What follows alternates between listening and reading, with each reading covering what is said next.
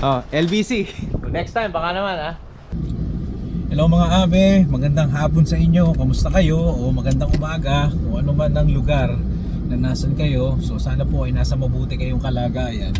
So ngayon dito habang binibideo ko to or habang nire-record ko tong video na to, hapon dito, no? Alas 5 pasado ng hapon. At papunta ako dun sa isa kong trabaho, no? Para sa akin ngayon Lunes no? Kasi Thursday actually, pero parang Lunes sa akin yan. So ngayon, kanina pumasok tayo sa full time natin, ngayon pasok tayo sa part time, no? Nagpahinga lang tayo sa bahay. So bago ang lahat, nagpapasalamat pala ako sa mga nanood ng mga previous videos natin, kagaya nung Fest Tannery, tsaka yung nakikimarites tayo dun sa nung isang araw, ano? Dun sa mag-asawang nag-aaway, no? So anyway, kaya pala ako nag-video ngayon or nag-content ngayon. Nais ko lang i-shout out yung LBC dito sa Toronto. At dumating na po yung ating package na pinadala noong November, no?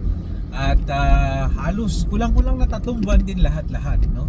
At sabi ng pamangkin ko, maayos naman nilang na-receive at maayos pa rin yung box, no? Na-receive nila. So hindi pa talaga tayo nadi-disappoint dyan sa LBC. So kudos sa inyo LBC, maraming salamat. Disclaimer lang po, no? Ulit-ulitin ko, wala pong partnership dito ang LBC sa akin. Ito po ay based lamang po sa experience ko. Pero LBC, kung gusto niyo makipag-collab sa akin, no? For sa mga susunod na panahon, no? Lalo na yung LBC dito sa Toronto, willing naman tayong gawin yan, no? Siyempre. Pero ang importante, dumating na yung yung package natin. Masarap sa pakiramdam, no? Nakikita mo yung pamangkin mo, yung mga mahal mo sa buhay, lalo na yung mga bata na natutuwa dun sa mga munti mong nakayanan, no?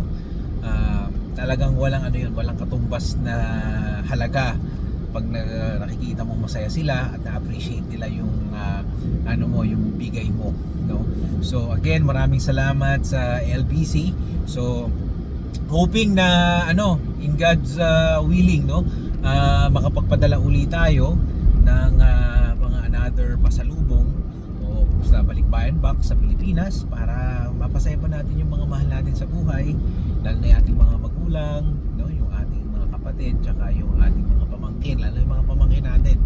So parang sulit na rin yung pagod, no?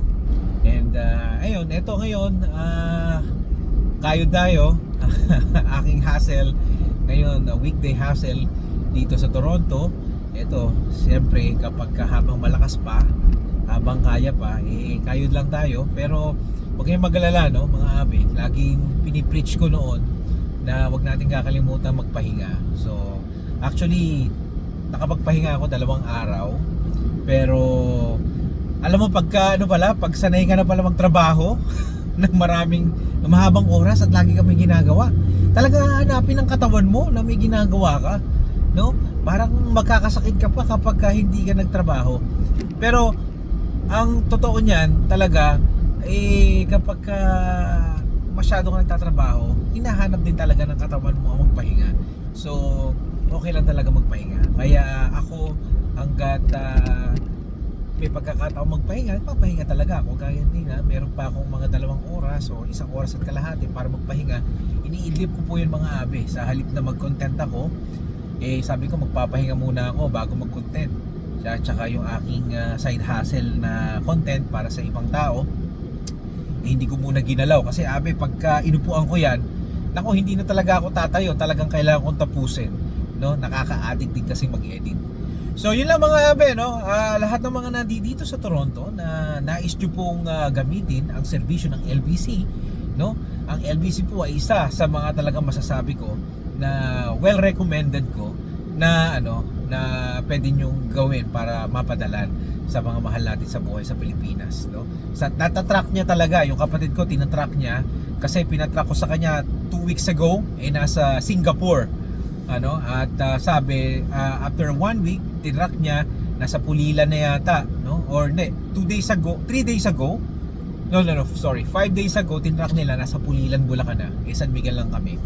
Kaya yun. So, shoutout pala dyan sa mga taga LBC dyan sa Bulacan. At shoutout ko na rin yung mga kaibigan natin dyan sa San Miguel, Bulacan, no?